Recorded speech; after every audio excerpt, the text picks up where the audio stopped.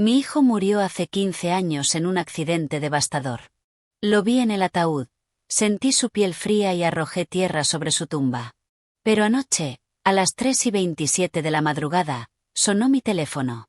Su nombre apareció en la pantalla, y cuando contesté, escuché su voz confundida diciendo: «Mamá, ¿dónde estoy? Está completamente oscuro aquí. ¿Cómo puede tu corazón seguir latiendo cuando oyes la voz de alguien a quien enterraste?» Pero antes de continuar, revisa si ya estás suscrito al canal y cuéntanos en los comentarios desde dónde estás viendo este vídeo. Nos encanta saber hasta dónde llegan nuestras historias. Mi nombre es Sahara Bance, y durante 15 años viví con un agujero en el pecho donde antes estaba mi corazón. Mi hijo Saioun tenía solo 17 años cuando murió en un accidente de moto. Un conductor ebrio se saltó un semáforo en rojo en una noche lluviosa y lo golpeó de frente. En ese momento, mis rodillas se doblaron cuando sonó el teléfono a las 11:42 de la noche. Era el hospital. ¿La señora Sahara Bance, madre de Saioun Bance? Esa simple pregunta ya contenía todas las respuestas que no quería oír. Dicen que existe un instinto maternal que nos avisa cuando algo terrible les ocurre a nuestros hijos. Y en ese instante, incluso antes de que el doctor terminara la frase, ya lo sabía. Era como si un hilo invisible que siempre me había conectado a Saioun se hubiera roto de golpe. El velorio fue una neblina. Recuerdo estar sentada junto al ataúd, sin poder llorar, mirando el rostro de mi niño. Parecía dormido, salvo por el tono grisáceo de su piel y el maquillaje espeso que intentaba disimular los moretones. Pasé toda la noche acariciando su mano helada, esperando inútilmente que sus dedos se cerraran sobre los míos, como lo hacían cuando era pequeño y buscaba protección. En el cementerio, lancé una rosa blanca sobre el ataúd mientras lo bajaban a la tierra. El sonido de la tierra golpeando la madera fue el momento en que la realidad me arrolló como un tren. Mi hijo estaba muerto. Nunca volvería a escuchar su risa ni sentir su abrazo. Nunca lo vería graduarse, casarse o tener hijos. Todo lo que quedó de sus 17 años de vida fueron fotografías, ropa con su aroma y recuerdos que se desvanecerían con el tiempo. El padre de Saioun no pudo soportarlo. 6 meses después del funeral, Darius pidió el divorcio. Dijo que no podía mirarme sin recordar al hijo que habíamos perdido. Y tal vez tenía razón. Yo tampoco podía mirarlo sin sentir que faltaba alguien entre nosotros. Nuestro matrimonio de 20 años terminó con una firma sobre papeles fríos, otra muerte que añadir a mi colección de pérdidas. Mientras Darius rehizo su vida, se volvió a casar y tuvo otros hijos, yo me quedé atrapada en esa tumba. La habitación de Saioun permaneció intacta, un santuario detenido en el tiempo. Su ropa aún en el armario, sus zapatillas gastadas junto a la cama, sus libros en el estante y en el escritorio, la tarea de matemáticas que nunca terminó. No podía deshacerme de nada. Cada objeto parecía contener un pedazo de él que me negaba a perder. Cada domingo, sin falta, visitaba su tumba con flores frescas. Limpiaba la lápida, quitaba las malas hierbas y le hablaba como si pudiera oírme. Le contaba las pequeñas cosas de la semana, las noticias del mundo. A veces llevaba un libro y le leía en voz alta, porque a Saioun siempre le encantaba que le leyera antes de dormir. Debería seguir adelante, me decían, como si fuera tan fácil dejar atrás al hijo que creció dentro de mi vientre, como si el duelo de una madre tuviera fecha de caducidad. Probé terapia, grupos de apoyo, antidepresivos. Nada curaba esa herida. Solo aprendí a convivir con el dolor, a llevarlo como un compañero constante. Durante 15 años mantuve activo el número de teléfono de Saioun. Pagaba la factura cada mes solo para poder llamarlo de vez en cuando y escuchar su mensaje de buzón con su voz de adolescente. «Hola, soy Saioun. Deja tu mensaje y te devolveré la llamada. Gracias». Esos pocos segundos de audio eran como una puerta a un mundo donde él todavía existía, donde su voz aún vibraba en el aire. Quizás era locura, pero era mi manera de mantenerlo vivo. El tiempo siguió su curso. Sus amigos se graduaron, se casaron, tuvieron hijos. El mundo giró sin Saioun en él. Yo seguía respirando, trabajando como maestra de jardín de infancia, existiendo en un limbo entre la vida y la muerte. No vivía realmente, solo existía por inercia, contando los días hasta poder reunirme con mi hijo. Y entonces ocurrió. Era miércoles, 14 de agosto, 15 años después del accidente. Exactamente a las 3:27 de la madrugada, mi celular sonó, arrancándome de un sueño inquieto. En la oscuridad de la habitación, el brillo de la pantalla iluminó un nombre que jamás pensé volver a ver. Sai-Yoon. No, no era Sai-Yoon. No contestes, como lo había renombrado años atrás para no volver a llamar accidentalmente y escuchar su buzón. Era solo Sai-Yoon, como si alguien hubiera restaurado el contacto original. Mi corazón se aceleró, golpeando mi pecho como un animal enjaulado. Mis manos temblaban tanto que casi dejó caer el teléfono. No podía ser real. Tenía que ser un sueño, un fallo técnico. O tal vez la cordura me había abandonado por completo después de tantos años viviendo con el fantasma de la pérdida. El teléfono siguió sonando sin piedad. 5, 6 timbres. En el séptimo, algo dentro de mí se quebró. Contesté. Durante varios segundos solo se escuchó una respiración humana, lenta y vacilante. «Hola», susurré, con la voz entrecortada. Más silencio. Y entonces. «Mamá». La voz era suya. No había duda. El mismo tono, la misma forma en que pronunciaba la palabra mamá. «Mamá, ¿dónde estoy? Está completamente oscuro aquí». El aire se congeló en mis pulmones. Las paredes parecieron cerrarse a mi alrededor. Esto no podía estar pasando. Sai-Yoon. Fue lo único que pude decir mientras todo mi cuerpo temblaba. Sí, soy yo. No sé dónde estoy. No veo nada. Tengo frío. ¿Qué me pasó? Encendí la lámpara junto a la cama con los dedos temblorosos, como si la luz pudiera disipar la locura. Mi mente se desbordaba en 1000 direcciones. Podía ser una broma cruel, alguien que robó su número, una alucinación auditiva causada por medicación y noches sin dormir. Pero esa voz la reconocería en cualquier lugar. «Sai-Yoon, ¿eres tú de verdad?», pregunté, con lágrimas desbordando mis mejillas. «¿Cómo es posible?». «No lo sé, mamá», su voz sonaba distante, confundida. Recuerdo el accidente, la lluvia, las luces del coche viniendo hacia mí, y después nada, solo oscuridad. Y ahora estoy aquí, pero no sé dónde es aquí. No veo nada. Siento que estoy atrapado. Un sollozo se escapó de mi garganta. Me levanté tambaleándome, sujetando el teléfono como si fuera mi única conexión con él. «Sai-Yoon, tú moriste hace 15 años. Yo te enterré». Silencio al otro lado. Un silencio tan denso que podía tocarse. «No, mamá. No puedo estar muerto. Estoy hablándote. Estoy pensando, sintiendo, solo que no puedo moverme. Todo está apretado a mi alrededor». Un escalofrío recorrió mi espalda. ¿Apretado, como un ataúd? Dios mío. ¿Podría haber sido un error del hospital? ¿Alguien declarado muerto por accidente? Historias de personas enterradas vivas giraron por mi mente como una tormenta. Pero era imposible. Lo vi en el velorio. Toqué su piel helada. Lo enterramos hace 15 años. No podía estar vivo después de tanto tiempo. «¿Dónde estás ahora mismo?», pregunté, tratando de mantener la calma. «¿Qué ves a tu alrededor?». «Nada. Está totalmente oscuro. Puedo sentir madera. Estoy acostado sobre algo duro. Hay un olor raro, como a tierra y moho. Mamá, tengo miedo». Mi sangre se heló. Estaba describiendo un ataúd. ¿Cómo podía saber eso? ¿Cómo podía estar consciente después de tanto tiempo?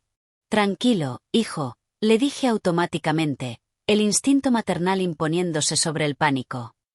«Te voy a ayudar, ¿sí? Solo dime cómo puedo encontrarte». «No lo sé. Solo recuerdo el accidente y después despertar aquí». «Mamá, ¿cuánto dijiste que ha pasado?». 15 años, Sai-Yoon», mi voz se quebró. «Moriste en el 2010. Escuché su respiración acelerarse, transformándose en sollozos desesperados. «No puede ser». No puede ser. Tengo 17 años. ¿Cómo pude perder 15 años de mi vida? Me sostuve del tocador para no caer. La situación era absurda, imposible, y aún así estaba ocurriendo. La voz de mi hijo muerto, sonaba por el teléfono con la misma claridad que cuando estaba vivo. Saeon, voy a encontrarte, ¿me oyes? Voy a encontrar una forma. Ni yo misma creía lo que decía, pero la desesperación en su voz me empujó a prometer cualquier cosa. Solo no cuelgues. Por favor, no cuelgues. La batería se está muriendo, mamá, dijo con pánico. El teléfono parpadea. No quiero quedarme solo aquí. Espera, Saeon, ¿cómo estás llamándome? ¿De dónde sacaste un teléfono? Las preguntas explotaban en mi cabeza, buscando una lógica imposible. Estaba en mi bolsillo, mi viejo celular. No sé cómo sigue funcionando, pero la pantalla dice que la batería está casi agotada. Su viejo celular. El mismo que fue enterrado con él, a su pedido, en el testamento que escribió a los 16, durante una etapa en la que estaba obsesionado con la muerte. En ese momento pensamos que era una excentricidad adolescente, pero respetamos su deseo. Saeon, escúchame, traté de ordenar mis pensamientos. ¿Recuerdas el cementerio Cypress Grove Memorial Park, en Stone Mountain? Allí te enterramos, en el ala este, cerca del gran roble. Si estás en el ataúd, ese es el lugar. ¿Cementerio? Su voz tembló. Entonces, ¿realmente estoy muerto? Ya no lo sé, hijo. No sé qué está pasando, pero voy para allá ahora mismo. Mamá, la batería, casi. Su voz comenzó a entrecortarse. Tengo miedo. Ayúdame. Saeon. Saeon, resiste. Voy para allá, grité al teléfono, pero solo escuché el tono de llamada final. Había colgado, o la batería se había agotado. Temblando, intenté devolverle la llamada. Nada. Solo el mensaje automático diciendo que el número no existía, como si esos minutos de conversación jamás hubieran ocurrido. No me detuve a pensar en la lógica ni en lo imposible de la situación. Me puse una chaqueta sobre el pijama, tomé las llaves del coche y corrí al garaje.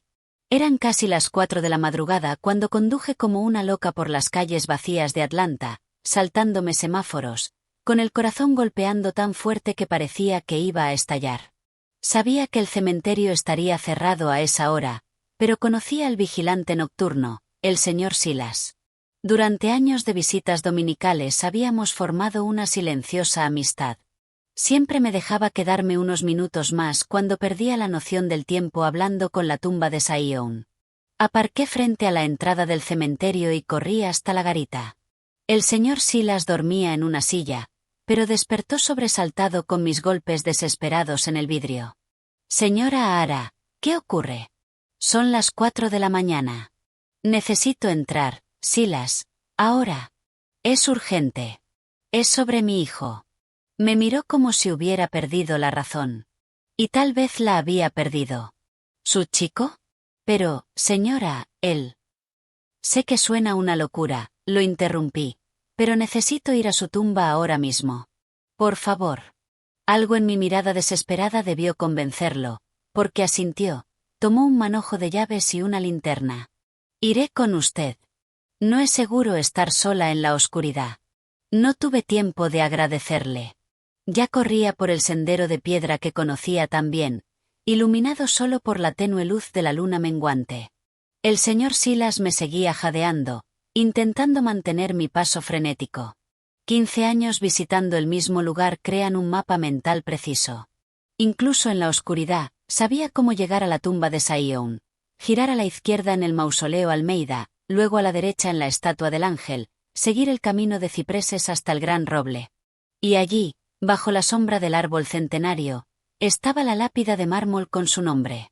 Saeon Eduardo Vance. 1993-2010. Amado hijo. Por siempre en nuestros corazones. Caí de rodillas frente a la tumba, con el mundo girando a mi alrededor. ¿Qué esperaba encontrar? ¿Qué buscaba? Una llamada desde el más allá no significaba que podría desenterrarlo y hallarlo con vida. 15 años es demasiado tiempo. Incluso si hubiera habido un error, aunque lo hubiesen enterrado vivo, un pensamiento que me estremecía de horror, no habría forma de sobrevivir tanto tiempo bajo tierra. Señora Ara. El señor Silas se acercó con preocupación. ¿Está bien? No respondí. Mis ojos estaban fijos en la tierra sobre la tumba. Firme, intacta, cubierta por el césped que yo misma había plantado años atrás. No había señales de perturbación, nada que indicara que alguien, o algo, hubiera salido de allí. Él me llamó, Silas, murmuré sin apartar la vista del suelo. Miss Ion me llamó hace menos de media hora. El vigilante me puso una mano en el hombro, con voz suave. Señora, tuvo una pesadilla. Suele pasar cuando uno pierde a alguien que ama. No fue un sueño, grité apartando su mano. Estaba despierta. Contesté el teléfono. Era su voz. Empecé a rasgar el césped con las uñas, intentando cavar, arañando la tierra con las manos desnudas. Era una locura, lo sabía. Una tumba tiene casi 2 metros de profundidad. Nunca podría alcanzarlo así. Pero la razón me había abandonado en el momento en que escuché la voz de mi hijo al otro lado de la línea. Señora Ara, por favor, el señor Silas me sujetó las muñecas. Va a lastimarse. Esto no es normal. Y me derrumbé llorando, con el rostro cubierto de tierra. Dijo que está oscuro. Dijo que está atrapado. Tiene miedo, Silas, sollozaba sin control. ¿Cómo puedo dejarlo así? ¿Cómo? El vigilante me ayudó a ponerme de pie, sosteniéndome mientras temblaba. Voy a llevarla a casa. Está muy alterada. Mañana todo se verá diferente. Pero yo sabía que no. Nada volvería a ser igual después de esa llamada. Si no podía desenterrar a mi hijo con mis propias manos, necesitaba otra forma de entender qué estaba ocurriendo. Su teléfono, murmuré mientras el señor Silas me guiaba fuera del cementerio. Estaba con él en el ataúd. ¿Cómo puede funcionar después de tantos años? ¿Cómo puede tener batería? ¿Cómo puede tener señal allá abajo? El vigilante no respondió, probablemente pensando que deliraba. Y quizá tenía razón. Quizá la soledad y el dolor habían terminado por corroer lo que quedaba de mi cordura, y todo era una alucinación, una realidad alternativa donde mi hijo aún podía contactarme de algún modo. Conduje de regreso a casa en estado de shock, con la mirada fija en la carretera oscura. El señor Silas insistió en seguirme en su coche para asegurarse de que entrara sana y salva. Le prometí que intentaría descansar, que llamaría a mi médico por la mañana. Mentiras piadosas para tranquilizar a un buen hombre que solo quería ayudar.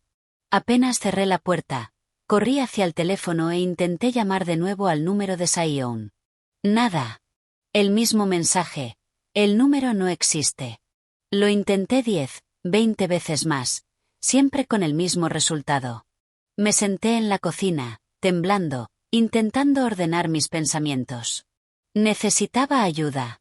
Alguien que me creyera, o al menos fingiera hacerlo mientras intentaba comprender qué estaba pasando. Darius. El padre de Sion. Si alguien podía entender, era él. Aunque nuestra relación se hubiera deteriorado tras el divorcio, compartíamos el mismo amor por nuestro hijo. Miré el reloj. 5:12 de la mañana. Demasiado temprano para una llamada normal. Pero esto había dejado de ser una situación normal. Marqué su número, que aún recordaba de memoria, incluso después de tantos años. Tras 4 timbres, escuché su voz somnolienta. ¿Ahara? ¿Eres tú? Pasa algo, Darius. Mi voz temblaba. Necesito contarte algo. Va a sonar a locura, pero necesito que me escuches. Le conté todo. La llamada, la voz de Sion, el teléfono en el ataúd, mi carrera desesperada al cementerio. Esperaba que me interrumpiera, que me llamara loca, que sugiriera internarme. Pero Darius solo escuchó en silencio, respirando con fuerza al otro lado de la línea. Cuando terminé, hubo un largo silencio. ¿Me crees? Pregunté al fin, con una voz pequeña, insegura. No sé qué creer, Ara. Su tono sonaba extrañamente controlado. Pero sé que tú no inventarías algo así. No con Sion. Necesito tu ayuda. Necesito entender qué está pasando. ¿Qué quieres hacer? ¿Exhumar el cuerpo? Las palabras salieron antes de que pudiera pensarlas. Necesito estar segura, Darius. Necesito ver qué hay ahí abajo. Más silencio. Sabes que eso es casi imposible, ¿verdad? Necesitaríamos autorización judicial. Va a llevar tiempo. Y aunque la consigamos, después de 15 años, no habrá mucho que ver. Lo sé, pero necesito intentarlo.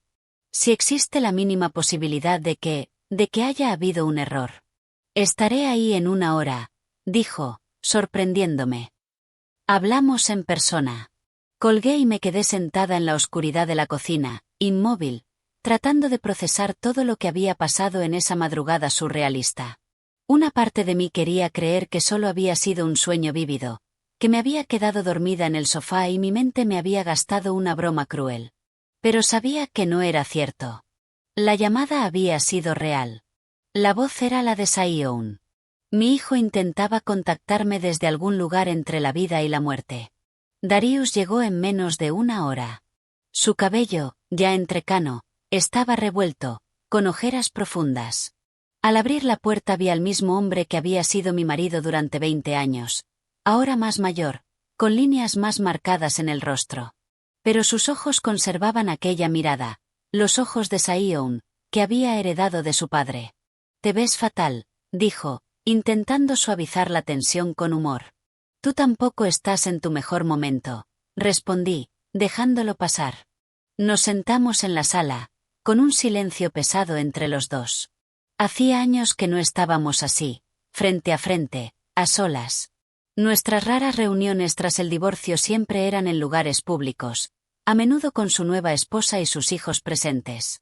Cuéntame cada detalle otra vez, pidió, inclinándose hacia adelante con los codos sobre las rodillas.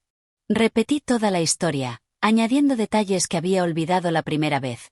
El tono exacto de la voz de Sion, su respiración entrecortada, la descripción de la oscuridad y del espacio estrecho. El celular, me interrumpió Darius. Dijiste que tiene el celular en el ataúd. Sí, ¿no lo recuerdas? Era una de las peticiones en su testamento. Darius asintió lentamente. Recuerdo aquella fase extraña en la que escribió lo que quería si moría. Nunca imaginamos que realmente moriría tan joven. Era un Nokia viejo, ¿no? De esos indestructibles. Sí, asentí, recordando el teléfono azul que Sion adoraba. Pero aún así, Darius, 15 años bajo tierra. La batería no duraría tanto. ¿Y cómo tendría señal ahí abajo? No tiene sentido, admitió. A menos que... ¿A menos que qué? A menos que la llamada no venga realmente de la tumba. Darius se puso de pie, caminando inquieto por la sala. Ara, ¿has pensado que podría ser otra cosa? ¿Alguien jugándote una broma? ¿Quizá alguien que supiera lo del celular enterrado con él? Negué con fuerza.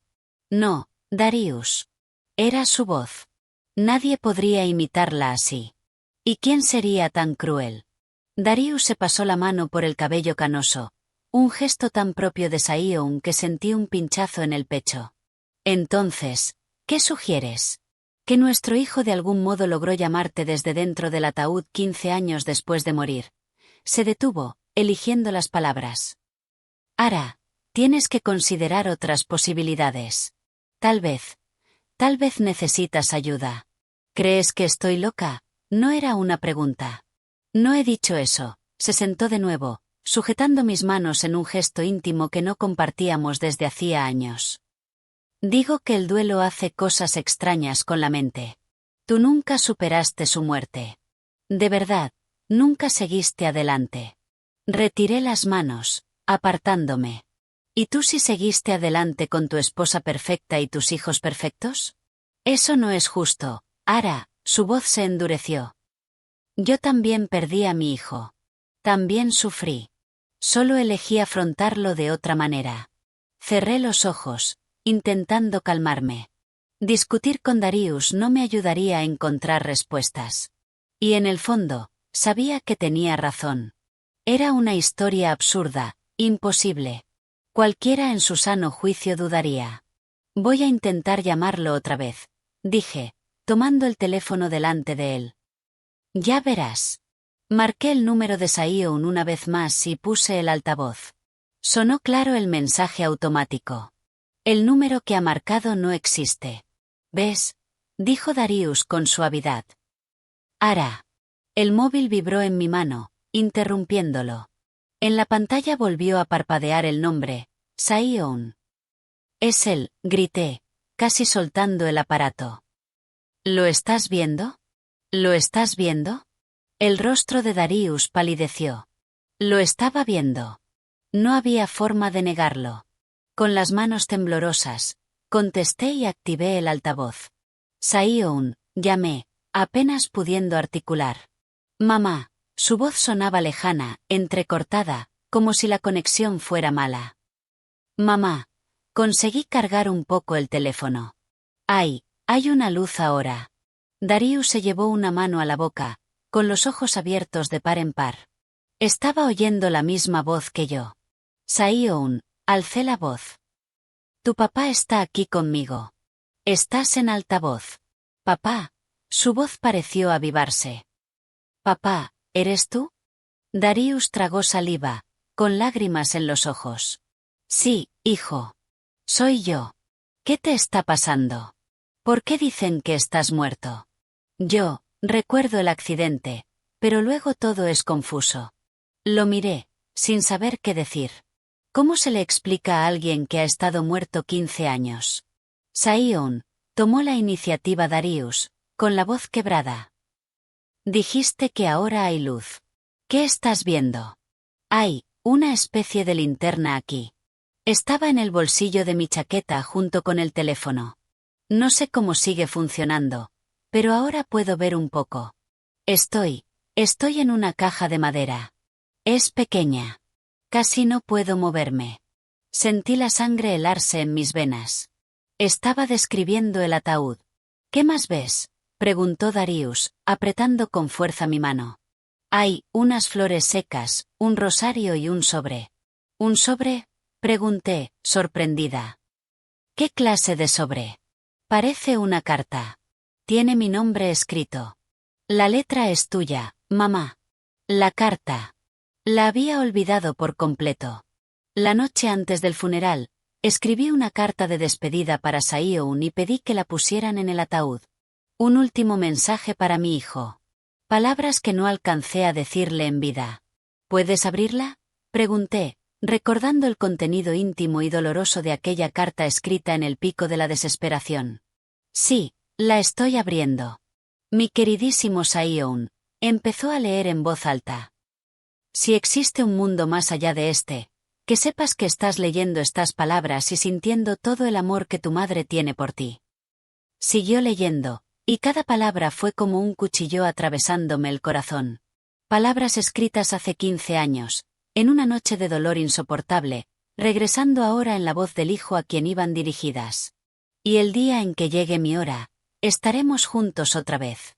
Hasta entonces, te amaré y te extrañaré con cada respiro. Tu mamá por siempre. Su voz se quebró al terminar. Tú escribiste esto para mí. Sí, confirmé, con las lágrimas corriéndome sin freno. La noche antes de tu funeral. Entonces es verdad. La voz de Saeon sonó derrotada. Estoy realmente muerto, enterrado. Pero, entonces, ¿cómo estoy consciente? ¿Cómo estoy hablándoles? Era la pregunta que nos atormentaba a los tres. Una pregunta para la que no teníamos respuesta. No lo sé, hijo, respondió Darius, pasando un brazo por mis hombros en un gesto protector que me sorprendió. Pero vamos a averiguarlo. Te lo prometo, no vamos a dejarte solo en esto. La batería vuelve a agotarse, dijo Saeon, de pronto alarmado. Solo me queda como un 10%. Se va a apagar en nada. Saeon, escucha, hablé rápido. Vamos a intentar entender qué está pasando. Vamos a Vamos a encontrar la forma de ayudarte. Solo no te desesperes. Está bien. Estamos aquí. Vamos a encontrarte de alguna manera. Tengo miedo, mamá, susurró, de repente sonando como el niño que corría a mi cama durante las tormentas. Tengo miedo de quedarme solo en la oscuridad cuando se apague la batería. Miedo de que no puedan encontrarme. Vamos a encontrarte, prometí, aunque no tenía idea de cómo cumplir esa promesa. Solo resiste. Intenta ahorrar batería. Llama solo si es realmente importante. Está bien, aceptó, con la voz débil. Papá, mamá, los quiero. Nosotros también te queremos, hijo, respondimos al unísono, como en los viejos tiempos cuando lo arropábamos. La llamada terminó de golpe. La pantalla volvió a la normalidad, como si nada extraordinario hubiera ocurrido, pero las lágrimas en los ojos de Darius confirmaban que él también lo había oído. No era una alucinación. No era locura. De algún modo, nuestro hijo se estaba comunicando con nosotros desde la tumba. ¿Qué hacemos ahora?, pregunté, secándome las lágrimas con el dorso de la mano. Darius se levantó y empezó a caminar por la sala, con su mente de ingeniero trabajando a toda máquina. Tenemos que ser metódicos. Primero, establecer los hechos. ¿Qué sabemos con certeza? Sabemos que Sion murió hace 15 años. Sabemos que lo enterramos. Sabemos que, de algún modo, está consciente y logró llamarnos. ¿Y eso qué significa? Darius se frotó la cara, de pronto luciendo mucho mayor. Es imposible que esté vivo en el ataúd, no después de 15 años. Lo sé, dije, estremeciéndome ante las implicaciones. Entonces, ¿qué? ¿Un fantasma? ¿Un alma en pena? ¿Alguna clase de conciencia residual? Darius siempre había sido el más escéptico, un hombre de ciencia que solo creía en lo que podía ver y tocar. Verlo ahora considerar posibilidades sobrenaturales mostraba cuánto le había afectado esa llamada. No lo sé, pero sé que necesitamos ayuda. Agarró su teléfono. Voy a llamar a Kai. Kai Lewis, el mejor amigo de Darius desde la universidad, patólogo forense en la morgue del condado, alguien que entendería el aspecto científico de la situación. ¿Crees que sea buena idea involucrar a más gente?, pregunté, nerviosa. ¿Y si piensa que estamos locos? Kai me conoce lo suficiente para saber que no inventaría algo así. Darius ya estaba marcando. Necesitamos a alguien que entienda la parte científica. Y además vamos a necesitar algún tipo de autorización para exhumar el cuerpo. La palabra exhumación me revolvió el estómago. La idea de desenterrar a Sion, de ver lo que quedaba de él después de 15 años, era demasiado perturbadora. ¿De verdad crees que debemos hacerlo?, pregunté en voz baja. Darius me miró con una seriedad que no le veía desde hacía años. Si fueras tú, atrapada en algún lugar entre la vida y la muerte, ¿no querrías que hiciéramos todo lo posible por ayudarte? Tenía razón. Si había alguna posibilidad de ayudar a nuestro hijo, debíamos intentarlo. Por inquietante que fuera la idea. Kai colgó poco después, prometiendo iniciar de inmediato el proceso para la autorización de exhumación. Darius decidió quedarse conmigo y se acomodó en el sofá de la sala. Era extraño tenerlo de vuelta en la casa que compartimos tantos años, la casa donde criamos a nuestro hijo, la casa que él abandonó cuando el dolor se volvió insoportable. Cayó la noche, trayendo una oscuridad que se sentía más densa, más opresiva que de costumbre. Ninguno de los dos pudo dormir.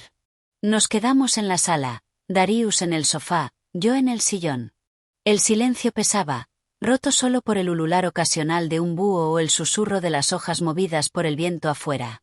Aún conserva sus cosas, ¿verdad?, preguntó de pronto Darius, mirando hacia el pasillo que conducía a la habitación de Sion.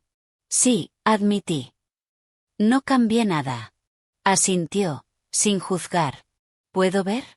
Lo conduje por el pasillo hasta la habitación que había permanecido intacta durante 15 años. Abrí la puerta despacio, como si temiera despertar a alguien. El olor a polvo y a tiempo detenido nos recibió.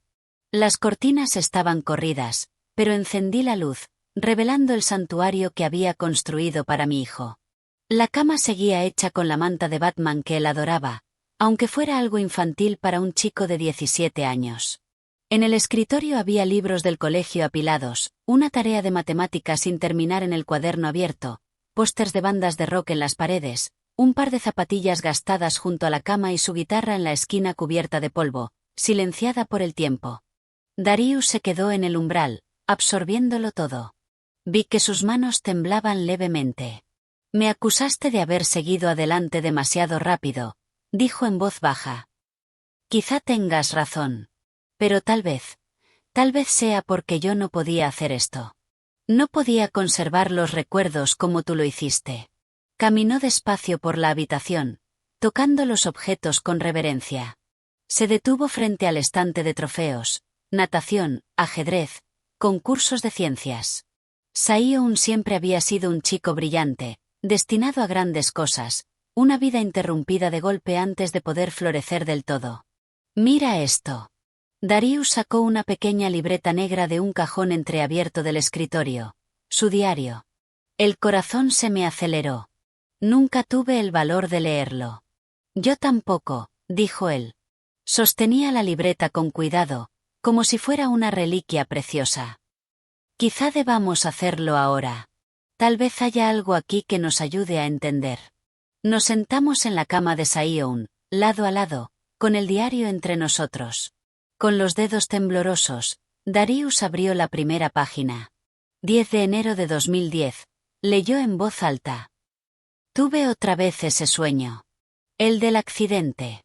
Es tan real. Me desperté empapado en sudor frío. En el sueño voy en la moto bajo la lluvia. Veo los faros acercándose. Siento el impacto. Luego estoy flotando por encima de todo, mirando mi propio cuerpo roto en el asfalto.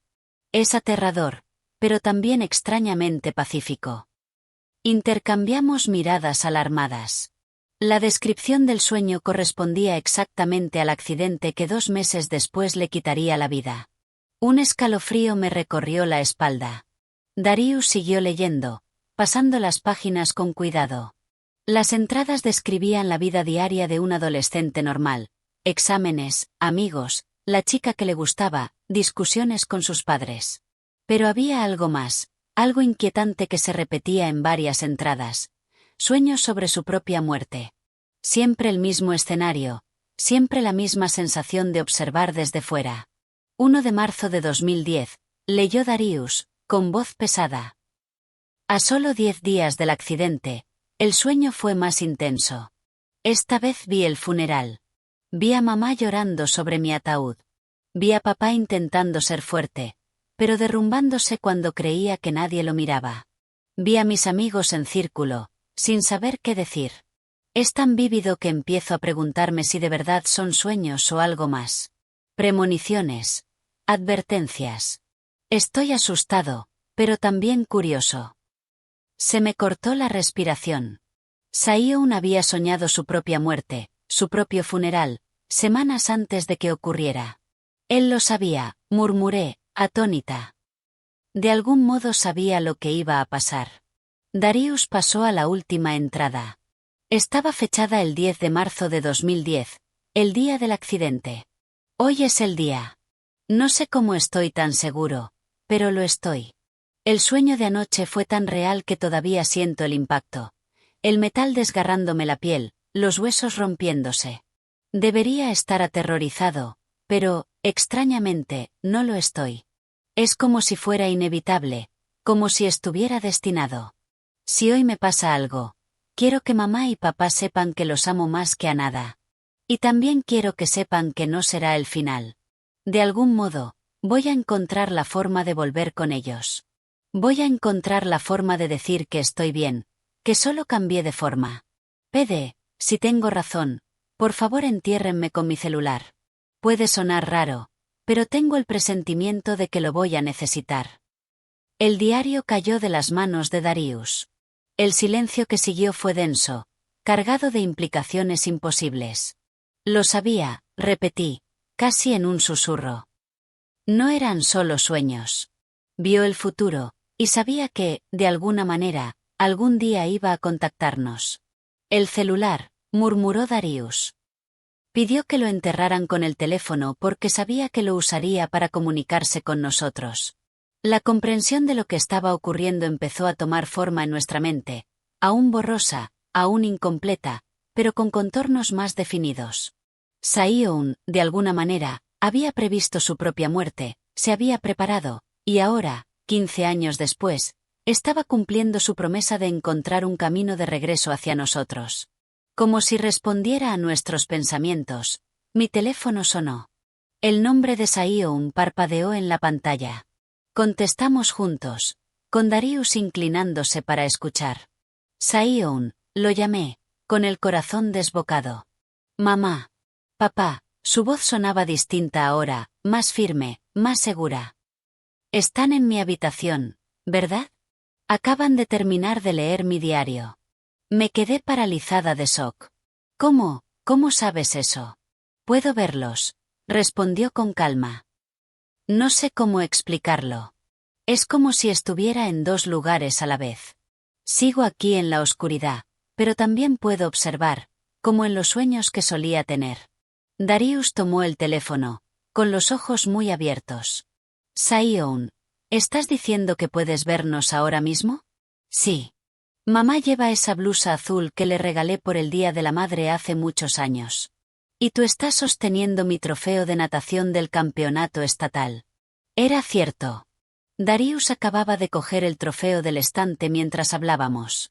No había manera de que Saeon lo supiera a menos que realmente pudiera vernos. Dios mío, susurró Darius. Esto es aterrador. Lo sé, completó Saeon. Para mí también. Estoy aprendiendo a controlarlo.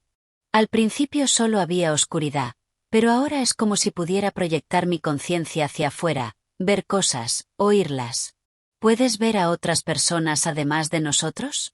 Pregunté, tratando de medir el alcance de esa habilidad imposible. Sí. Puedo ver a Kai en la comisaría ahora mismo, llenando formularios. Estás tramitando la exhumación, ¿verdad? Un escalofrío me recorrió. ¿Cómo sabía lo de Kai? ¿Cómo sabía de la exhumación? Saeon, ¿qué te está pasando? Preguntó Darius, con la voz temblorosa. ¿Estás muerto? ¿Vivo? ¿Qué eres? Hubo una pausa antes de responder. No lo sé exactamente. Mi cuerpo está aquí, pero no está vivo en el sentido normal. Está preservado de algún modo, como si el tiempo se hubiese detenido para él. Pero mi conciencia está en otra parte, en muchas partes a la vez. Esto es imposible, murmuró Darius, el ingeniero racional luchando contra la evidencia sobrenatural. Muchas cosas son imposibles hasta que suceden, replicó Saeon. Mamá siempre decía eso. ¿Recuerdan? Era verdad. Era una de mis frases favoritas cuando Saeon era pequeño y decía que algo era imposible. Hijo, pregunté, intentando darle sentido a todo. ¿Por qué ahora? ¿Por qué esperar 15 años para contactarnos? No esperé, su voz sonó casi sorprendida. Para mí fue como despertar de un largo sueño. No me di cuenta de que había pasado tanto tiempo. Pero ahora que estoy despierto, puedo sentir el tiempo de otra manera. Puedo ver lo que perdí. Puedo ver cuánto sufrieron ustedes. Y puedo ver que, tal vez, puedo volver. ¿Volver? Dijimos Darius y yo a la vez. ¿Qué significa eso? No estoy seguro, admitió Saeon. Pero sé que necesitan abrir la tumba. Necesito que me saquen de ahí. Hay algo que debe hacerse. Algo que no puedo explicar todavía, como un instinto. Darius y yo nos miramos, asustados y esperanzados a la vez. La idea de que Saeon regresara de algún modo era tan imposible como maravillosa. Lo estamos intentando, hijo, le aseguró Darius. Kai se encarga del papeleo para la exhumación, pero puede tardar días, quizá una semana. Eso es demasiado tarde, replicó Saeon con urgencia. La conexión se está haciendo más fuerte, pero es temporal. Siento que hay una ventana de oportunidad. Si la perdemos, puede que no pueda volver. ¿Cuánto tiempo tenemos? Pregunté, con la desesperación subiendo. 3 días, Quizá menos. Es difícil de explicar, pero lo siento como una marea que sube y baja. Ahora estoy en el punto más alto, pero pronto empezará a disminuir. Darius se puso en pie, decidido. Voy a hablar con Kai. Vamos a acelerar el proceso. ¿Y si no conseguimos la autorización a tiempo? No terminó la frase. Pero entendí lo que quería decir. Haríamos lo que fuera necesario, legal o no. Hay algo más, continuó Sion, de pronto serio. No estoy solo aquí. Hay otros como yo. Gente atrapada entre mundos. Algunos están confundidos, asustados. Otros están enojados. No todos tienen buenas intenciones. Un escalofrío me recorrió. ¿Qué quieres decir? Algunos quieren volver por los motivos equivocados. Venganza, obsesión, poder. Si encuentran una forma de regresar como tú lo estás intentando, concluyó Darius, con el rostro sombrío, sería peligroso. Muy, confirmó Sion. Estoy tratando de detenerlos, de bloquear el camino, pero me estoy cansando. No sé cuánto tiempo más podré. La implicación era clara y terrible. Nuestro hijo no solo intentaba volver con nosotros, también estaba haciendo de guardián, impidiendo que otros espíritus con malas intenciones escaparan. ¿Cómo podemos ayudar? Pregunté, con la determinación sustituyendo al miedo. Solo sáquenme de ahí, respondió. Lo demás intentaré resolverlo una vez que estemos reunidos. De algún modo. La llamada empezó a fallar. La voz de Sion se entrecortó con estática. Se me va la conexión. La batería se agota. Sion, grité al teléfono. Resiste. Vamos por ti. Sé que lo harán. Su voz ya era apenas un susurro. Los quiero mucho a los dos. Y silencio. La llamada se cortó. Darius ya marcaba a Kai. Habló rápido, urgente, explicando la necesidad de acelerar el proceso. Lo observé, con una nueva determinación creciendo dentro de mí. Si la burocracia no funcionaba a tiempo, tomaríamos cartas en el asunto. Las siguientes 24 horas fueron una carrera contrarreloj. Kai usó toda su influencia en la morgue y en la comisaría para acelerar la autorización. Darius movilizó antiguos colegas de trabajo, algunos con conexiones políticas. Yo me quedé en casa, esperando nuevas llamadas de Sion, con el teléfono siempre al alcance y el volumen al máximo. No llamó ese día ni al siguiente. La ansiedad crecía con cada hora que pasaba. Kai nos aseguró que la autorización saldría en 48 horas, rápido para los estándares burocráticos, pero aún potencialmente demasiado tarde, según la advertencia de Sion. En la mañana del tercer día, Darius y Kai llegaron con noticias. La autorización sale esta tarde, explicó Kai, con el rostro cansado por la falta de sueño. Programaron la exhumación para mañana por la mañana. Es demasiado tarde, repliqué, recordando la advertencia de Sion. Dijo 3 días como máximo. Hoy es el tercer día. Darius y Kai intercambiaron miradas significativas. Tenemos un plan alternativo, dijo Darius en voz baja, como temiendo que alguien nos oyera. No es legal, pero, completó Kai, el vigilante del cementerio, el señor Silas, aceptó dejarnos entrar esta noche, después del cierre. Llevará el equipo necesario. Lo haremos todo con discreción. ¿Y luego? Pregunté. Aunque consigamos abrir el ataúd, ¿qué haremos? No podemos simplemente llevarnos lo que encontremos. Paso a paso, respondió Darius. Primero, ver qué hay dentro. Entender qué quiso decir Sion con volver. Pasamos el día en una ansiedad contenida, preparándonos para la noche. Kai trajo ropa oscura para todos, linternas y herramientas. Darius preparó el coche con documentos falsos por si nos detenía la policía. Yo empaqué comida, agua y mantas, más por instinto de madre que por lógica. A las 10 de la noche el cementerio llevaba 1 hora cerrado. Condujimos en silencio, cada uno perdido en sus pensamientos. El señor Silas nos esperaba en la puerta trasera, con el rostro sombrío pero decidido. Tengo todo listo, dijo en voz baja. Las herramientas están escondidas cerca de la tumba. Por aquí no pasa nadie a estas horas, pero debemos ser rápidos y silenciosos. El cementerio de noche era un lugar completamente distinto. Las sombras parecían moverse entre las tumbas, y el silencio solo lo rompían el ulular ocasional de un búho o el susurro de las hojas al viento. Seguimos al señor Silas por caminos laterales, evitando los senderos principales donde la luz de la luna nos haría más visibles. La tumba de Saioun, bajo el gran roble, parecía esperarnos. A su lado, ocultada entre arbustos, había una pequeña pala hidráulica, de las que se usan para obras menores en espacios reducidos. La tomé prestada del equipo de mantenimiento, explicó el señor Silas. Nos ahorrará horas de trabajo manual. Kai y Darius se pusieron manos a la obra de inmediato, operando la máquina con cuidado para minimizar el ruido. La tierra encima de la tumba de Saioun estaba compactada tras 15 años, pero la máquina la cortó con sorprendente eficacia. Yo hacía guardia, con los ojos atentos a cualquier movimiento y el oído afinado ante cualquier sonido que no perteneciera a la noche. El móvil, en el bolsillo, en silencio, pero listo por si Saioun intentaba contactarnos. Tras casi una hora de trabajo, la pala hidráulica golpeó algo sólido.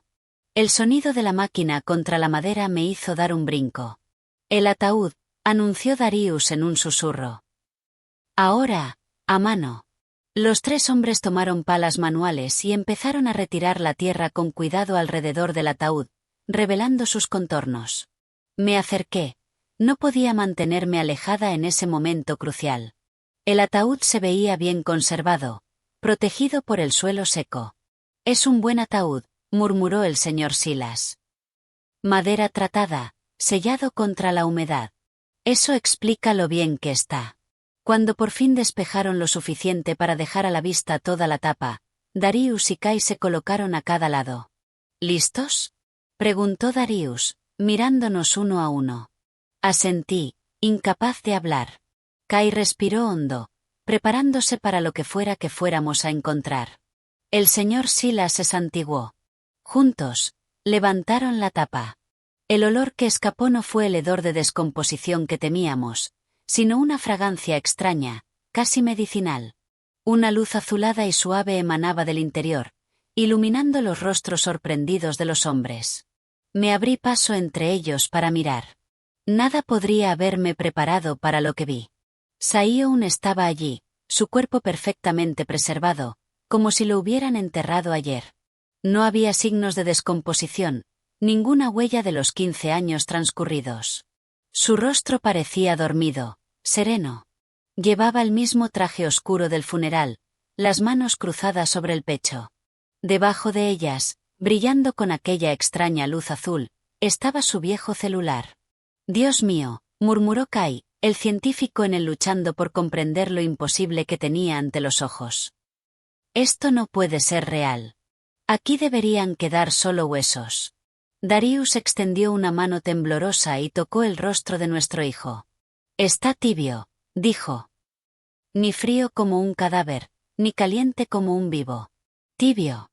La escena era tan surrealista, tan fuera de cualquier lógica o ciencia conocida, que por un momento ninguno de nosotros pudo moverse. Era como si el tiempo se hubiera detenido dentro de ese ataúd, preservando a Saioun exactamente como estaba el día del funeral. Despacio, me acerqué y toqué su cara. La piel era firme, elástica, como la de una persona viva, pero no había pulso, ni respiración visible. Solo esa temperatura extraña, intermedia, ni vida ni muerte. El teléfono, señalé. Está brillando. Era cierto. El pequeño Nokia azul bajo sus manos emitía esa luz sobrenatural que iluminaba el interior del ataúd. Cuando me incliné para tocarlo, la pantalla se encendió sola y mostró un mensaje. Sáquenme de aquí. Llévenme a casa. Tengo poco tiempo. No dudamos. Darius y Kai, con la ayuda del señor Silas, retiraron con sumo cuidado el cuerpo de Saioun del ataúd. Era más ligero de lo que debería, como si la materia de su cuerpo hubiera sido reemplazada en parte por algo menos denso, menos físico. Entre todos, envolvimos a Saioun en la manta que yo había llevado y lo trasladamos al coche. El celular en su mano seguía brillando, ahora pulsando como un corazón, con un ritmo que se aceleraba mientras nos alejábamos del cementerio. Nadie habló durante el trayecto. ¿Qué podíamos decir ante algo tan inabarcable?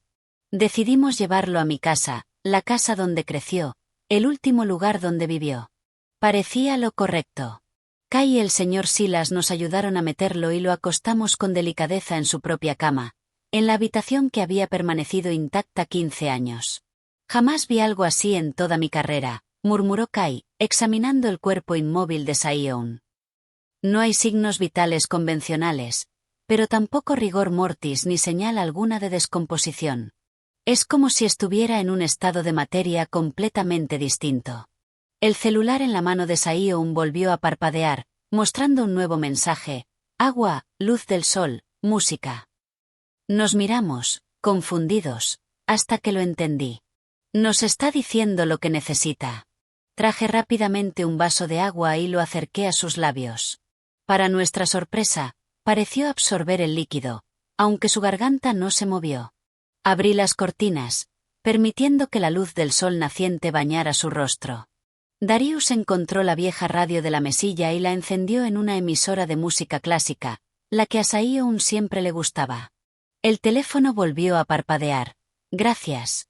Ahora necesito descansar. Mañana. Kai y el señor Silas se marcharon poco después, prometiendo volver por la mañana. Ambos juraron guardar en secreto lo que habían presenciado.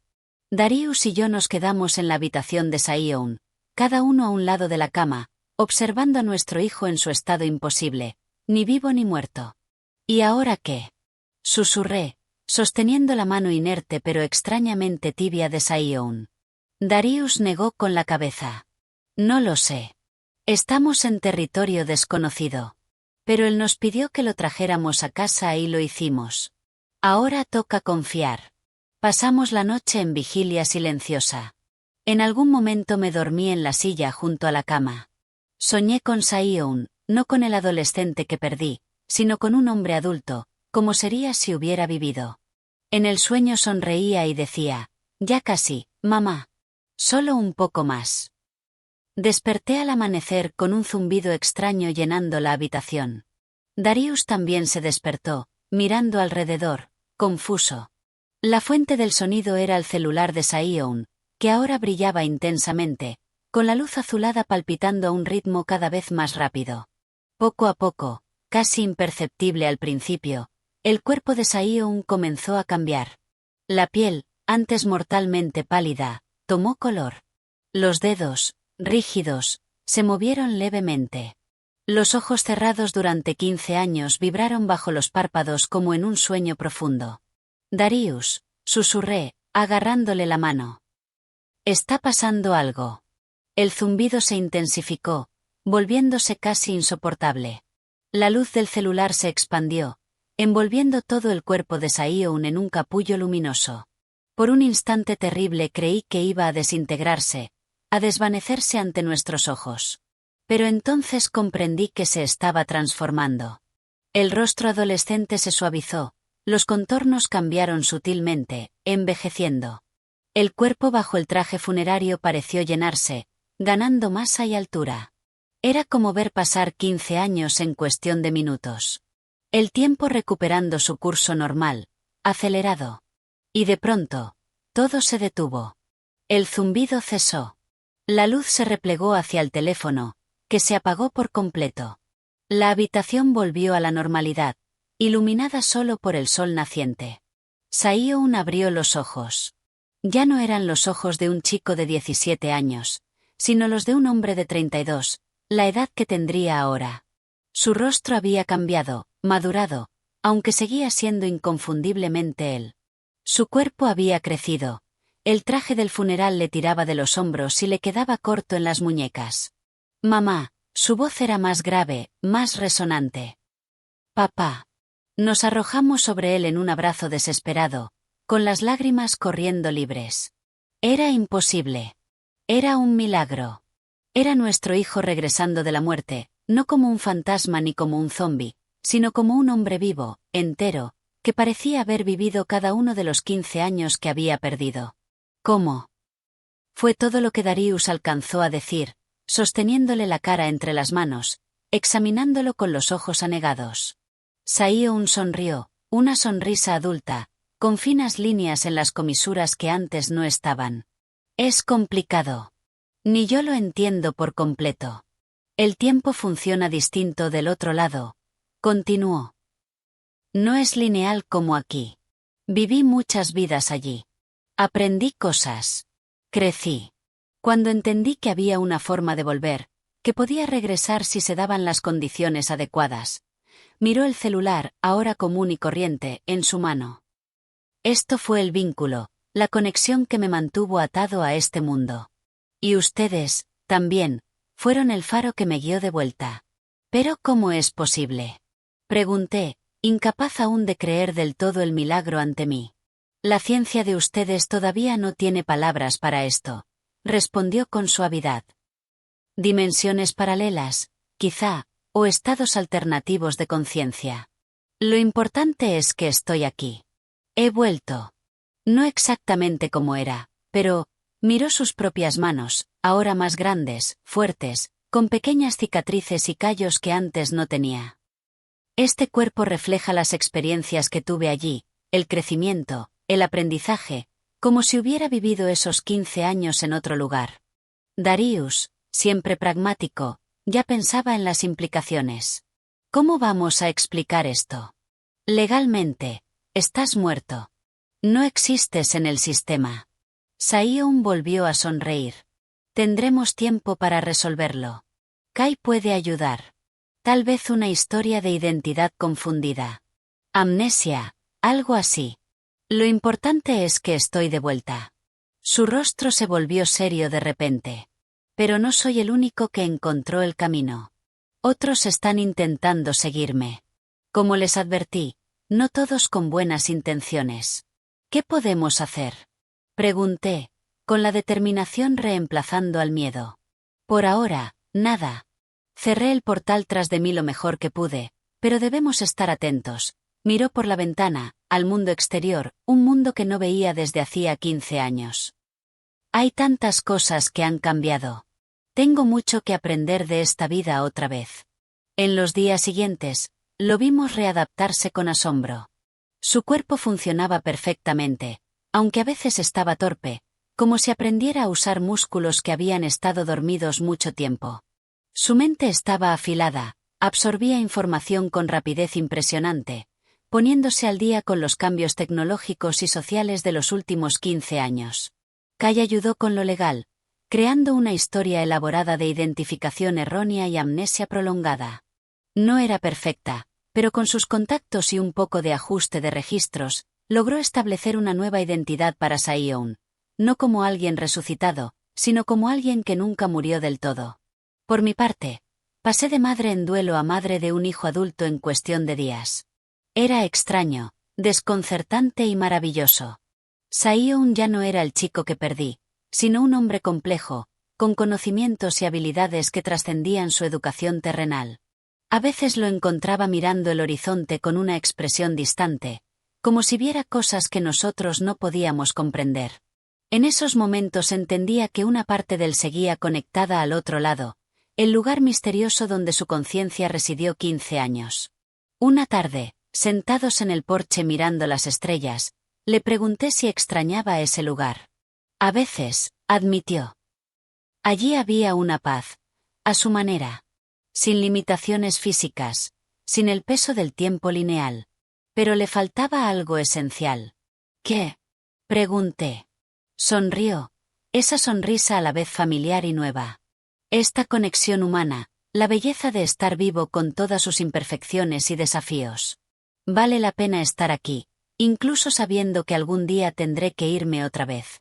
Tomé su mano, más grande, más fuerte y más callosa que la del muchacho al que enterré, pero inconfundiblemente la mano de mi hijo. Cuando llegue ese día, estaré lista para dejarte ir, prometí. Esta vez sabré que no es un adiós para siempre.